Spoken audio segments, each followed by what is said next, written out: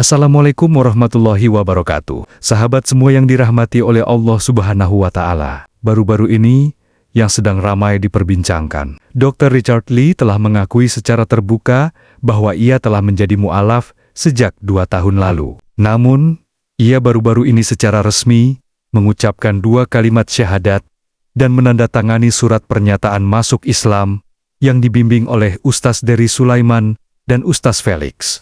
Dr. Richard Lee mengungkapkan bahwa ia telah mempelajari Islam secara mendalam selama 2 tahun terakhir dan merasa lebih tenang. Setelah mengungkapkan perjalanan spiritualnya kepada publik, ia juga menyatakan bahwa keputusannya menjadi mu'alaf bukanlah untuk mencari popularitas, melainkan karena keyakinan pribadi. Di sini aku kasih tahu bahwa sebenarnya sejak 2 tahun, benar berita yang beredar, sejak 2 tahun yang lalu aku tuh sudah Islam, dan selama 2 tahun ini aku belajar Islam, dan sampai sekarang juga aku masih belajar tentang Islam.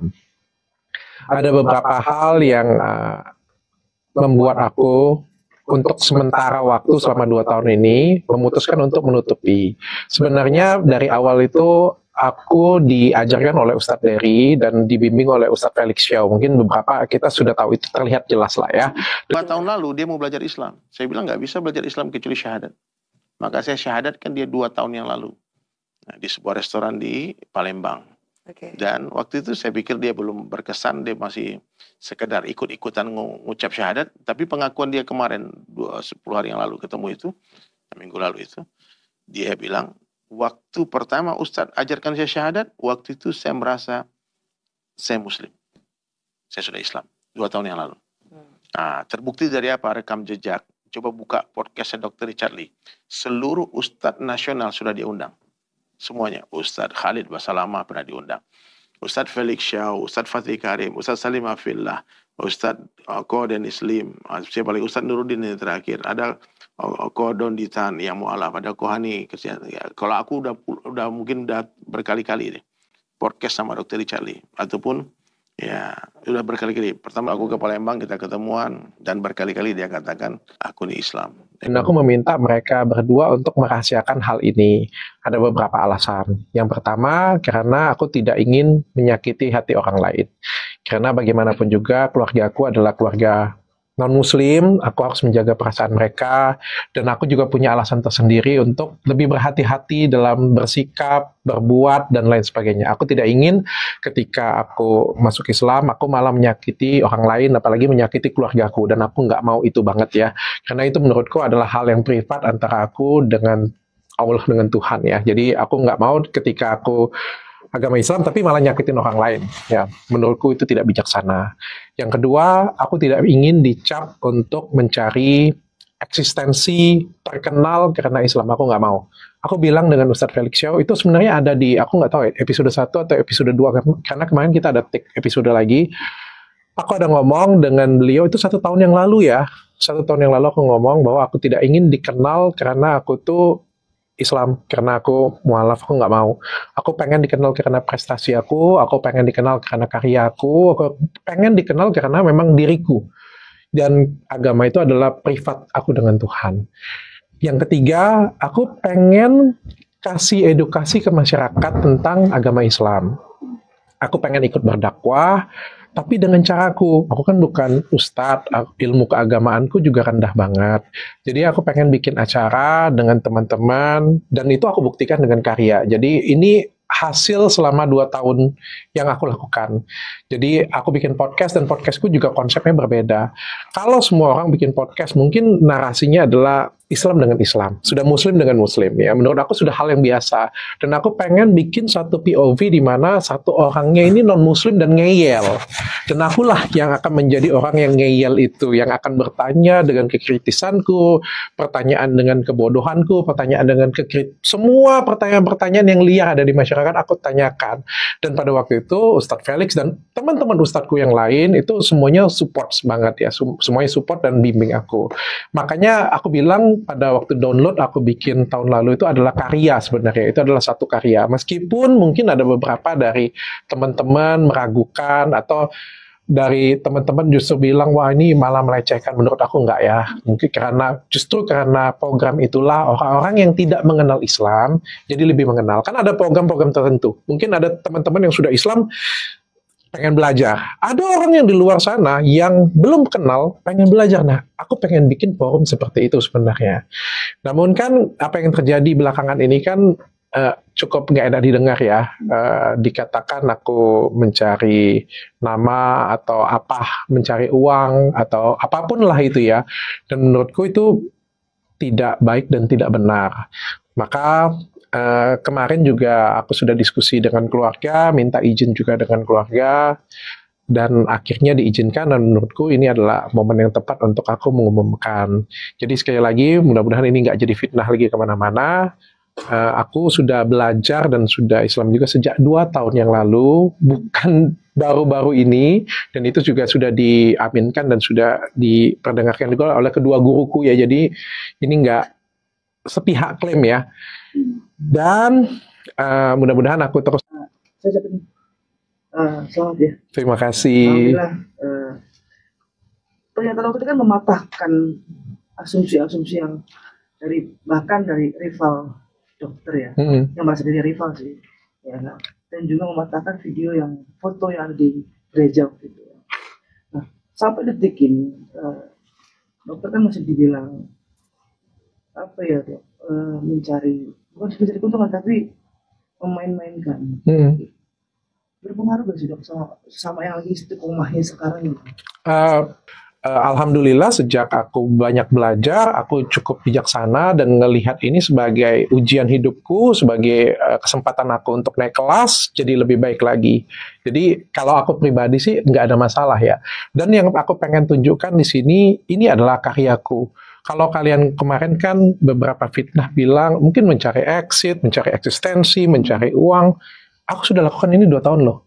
Kalau aku pengen cari exit, mungkin 2 tahun yang lalu aku sudah umumkan. Kalau memang aku cari tenar, mungkin dari 2 tahun yang lalu sudah aku umumkan.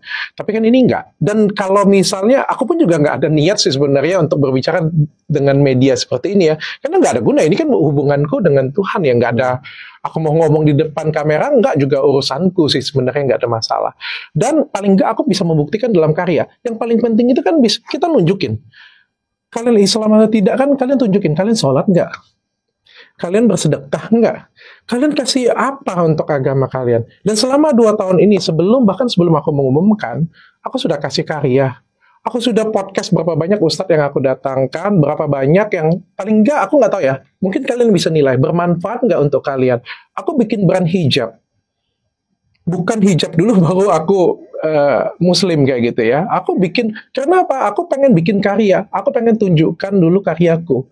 Bahwa inilah konsistensiku, inilah bentuk kekonsistensianku di agama Islam. Mungkin kalau aku bisa flashback balik ya, dulu tuh mungkin aku ngerasa aku sudah sempurna banget, aku sudah ada di puncak juga, aku sudah punya semuanya, aku punya klinik besar, aku punya skincare yang bagus, aku punya masyarakat juga sayang banget dengan aku punya keluarga yang luar biasa sempurna, tapi aku ngerasa kayak semuanya itu karena akunya yang hebat, karena aku yang luar biasa. Tapi aku ngerasa kayak ada yang kosong ya, kayak ada aku kehilangan tujuan hidupku lah. Aku ngerasa tujuan hidupku itu cuma dunia banget ya. Jadi aku lakukan itu di Palembang, dan proses belajar sih sampai hari ini juga aku proses belajar. Kalau kamu tanya sertifikat, aku kemarin ditandatangani sertifikat dikasih ke aku, cuma aku nggak tertarik juga dengan sertifikat itu. Aku ngomong dengan Ustadz Dery, bagi aku nggak penting. Untuk apa sih sertifikat itu? Aku bilang yang paling penting kan hati aku, bukan sertifikatnya. Mana yang lebih penting, KTP kalian Islam atau kelakuan kita yang Islam? Kadang-kadang kita pengennya KTP-nya Islam, tapi kelakuannya kagak Islam. Aku juga nggak ada guna. Aku juga nggak akan pakai untuk nikah lagi, jadi untuk apa? Jadi kalau respon keluarga, yang pertama penolakannya. Dari 2 tahun yang lalu itu penolakan yang besar-besaran banget. Bahkan aku diancam atau apalah gitu ya. Tapi ancaman keluarga lah ya. Mungkin. Tapi ya aku diem aja, mungkin strategiku juga kan pelan-pelan untuk dibicarakan, mungkin mereka mendengar dari media, pelan-pelan mereka sudah terbiasa. Tepatnya 1 tahun yang lalu istriku baru aku kasih tahu, istriku juga go ahead, nggak jadi masalah. Kalau memang itu yang pilihan hidup kamu, dia bilang ya lakukan saja. Aku senang banget dan istriku support banget. yang paling sulit kan menghadapin keluarga besar ya, orang tua dan lain sebagainya. Tapi sekitar mungkin nggak sampai 1 bulan yang lalu aku sudah putuskan dan aku berbicara dengan mereka dan alhamdulillah mereka bisa mengerti. Maka kalau mereka nggak mengerti mungkin aku nggak umumkan juga hari ini sih. Kemarin aku nggak umumkan, tapi karena mereka sudah mengerti, ya udah akhirnya saya ambil keputusan jalan ini. Doakan saja. Ini juga ya untuk teman-teman ya, aku kasih tahu ya, bahwa menjadi seorang mualaf atau pindah ke agama yang baru itu nggak gampang ya. Aku juga pasti harus banyak belajar, dan untuk terutama kan di lingkungan keluarga aku juga non muslim, nggak gampang. Jangan sampai kalian itu menganggapnya aku tuh harus kayak gimana ya, kayak ustad lah kayak gitu ya. Aku jauh banget, aku cuma belajar doang kok, dan doakan sajalah istriku pokoknya bisa mau belajar juga. Ini kan pelan-pelan ya. Sebenarnya dari strategi gue dari pertama kali kan bikin hijab itu salah satu strategi juga ya. Sekaligus bisnis, kan menyelam minum air boleh ya. Bisnis juga, melibatkan istri juga. Karena dia ngomong, kalau aku ngomong dengan dia kan, aku mau bikin brand hijab, bilang. Kalau dia pada waktu itu ngomong, aku nggak mau, aku nggak bikin. Tapi pada waktu itu istriku bilang, gas, dia bilang, ayo bikin. Dia bilang, tapi aku bilang, kalau misalnya bikin, nanti kamu yang jual ya. Masa aku yang jual? Aku bilang, oh iya nggak apa-apa. Kan itu kan salah satu langkah nih awal. Kalian kan jangan minta langsung muluk-muluk lah. Awalnya saya itu adalah Katolik, istri itu adalah Buddha. Istri pindah ke Katolik itu karena menikah dengan saya. Dan ketika saya pindah memeluk agama lain, maka ya menjadi apa ya? Ya berarti kan nggak perlu lagi dong kan dia pada waktu itu pindah ke Katolik kan karena pernikahan. Sehingga dia bilang dia mau apa yang dia percayain. Ya saya bilang monggo, nggak ada masalah. Seperti dia membebaskan saya, kepercayaan saya juga membebaskan kepercayaan dia. Asal kita janji sama-sama itu membuat kita menjadi pribadi yang lebih baik. Dia bilang kamu mau agama apapun nggak masalah. Yang penting kamu jadi orang yang lebih baik, pribadi yang lebih baik, laki-laki yang lebih baik, suami yang lebih baik, suami yang lebih baik, dan pimpinan yang lebih baik. Aku bilang ya siap. Dan selagi dia menjadi istri yang baik, aku sih nggak ada masalah. Pelan-pelan ya.